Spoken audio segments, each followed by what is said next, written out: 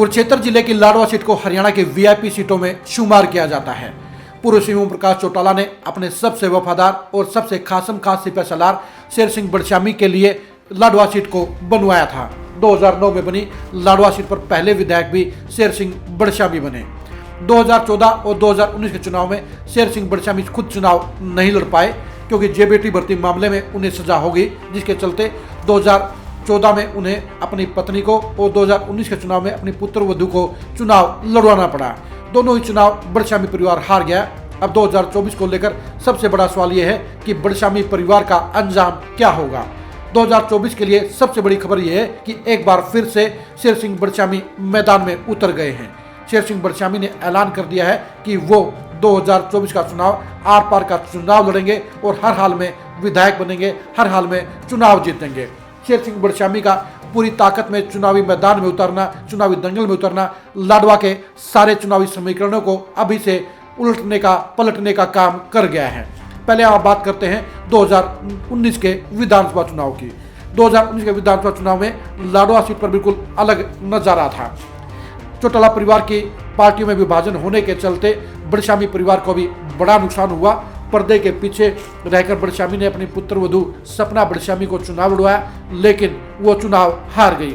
2019 का चुनाव लाडवा सीट पर पवन सैनी के समर्थकों और पवन सैनी के विरोधियों के बीच में लड़ा गया। जाट और सिख वोटरों ने पवन सैनी को हराने के लिए लामबंदी की और ये एक राय बनाई कि जो भी कैंडिडेट पवन सैनी को हराएगा उसी को वो वोट देंगे। सपना बड़शामी चुनाव से मुकाबले से दूर रही, जिसके चलते जाट वोटरों ने पवन सैनी को हराने के लिए सिख वोटरों के साथ मिलकर कांग्रेस के मेवा सिंह को थोक के भाव वोट दिए और उन्हें एमएलए बना दिया। पवन सैनी को भारी नाराजगी के चलते हार का शिकार होना पड़ा। अब 2024 के चुनाव को लेकर लाडवा का पूरा नज़ारा बदल गया है। 2019 में नंबर 1 पर रहे मेवा सिंह और नंबर 2 पर रहे पवन सैनी के लिए 2024 के चुनाव में खतरे की घंटी साफ तौर पर बजती हुई नजर आ रही है। एक महीने के दौरान मेवा सिंह और पवन सैनी दोनों के लिए बड़ी घटनाएं हुई हैं। मेवा सिंह ने जन आक्रोश रैली के जरिए अपनी ताकत दिखाने का काम किया, लेकिन ये शक्ति प्रदर्शन उनके लिए घाटे का सौदा साबित हुआ क्योंकि उनकी रैली फ्लॉप हो गई। उनकी रैली में कुल मिलाकर 3200 कुर्सियां लगी हुई थी। उन कुर्सियों में से भी 500-700 कुर्सियां खाली रहेगी, जिसके चलते मैसेज चल गया है कि मेवा सिंह 2024 में चुनाव नहीं जीत पाएंगे और शेर सिंह बड़शामी को ही जाट और जाट सिख वोटर ज़्यादा मिलेंगे। इस वजह से जहां शेर सिंह बड़शामी का प्रचार अभी से ज़्यादा हो गया है, वहीं मेवा सिंह के लिए अभी से हार के आवाज़ नज़र आने लगी है, हार की चर्चा फैल गई है। पवन सैनी के लिए भी पिछले हफ्ते बुरी खबर आई। पवन सैनी बीजेपी के महामंत्री थे और बीजेपी में महामंत्री का पद एक असरदार पद माना जाता है और महामंत्री रहते हुए पवन सैनी की टिकट पक्की लग रही थी, लेकिन अब उनकी छुट्टी कर दी गई है, जिसके चलते ये भी चर्चा फैल गई है कि बीजेपी पवन सैनी की टिकट काट सकती है। अब ऐसे में सवाल उठता है कि पवन सैनी की जगह टिकट किसे मिलेगी। इसकी दौड़ में 2 चेहरों के नाम शामिल हैं। पहला चर्चा है नायब सैनी का। बीजेपी के नए प्रदेश अध्यक्ष नायब सैनी के बारे में चर्चा है कि वो नारायणगढ़ की बजाय वो लाडवा से चुनाव लड़ सकते हैं। दूसरी चर्चा है समाजसेवी संदीप गर्ग की। समाजसेवी संदीप गर्ग भी बीजेपी में शामिल होना चाहते हैं। वो लोकसभा या विधानसभा का चुनाव लड़ना चाहते हैं। लाडवा हल्के के अंदर संदीप गर्ग सबसे ज़्यादा एक्टिव रहे, सबसे ज़्यादा सामाजिक कार्य कर रहे हैं, जिसके चलते उनका जनाधार भी अच्छा खासा बन चुका है। वो प्रभावशाली वोट बैंक हासिल कर चुके हैं। अगर बीजेपी उन्हें लोकसभा या विधानसभा का चुनाव का टिकट देती है तो संदीप गर्ग उसके लिए जीता हुआ प्रत्याशी हो सकते हैं।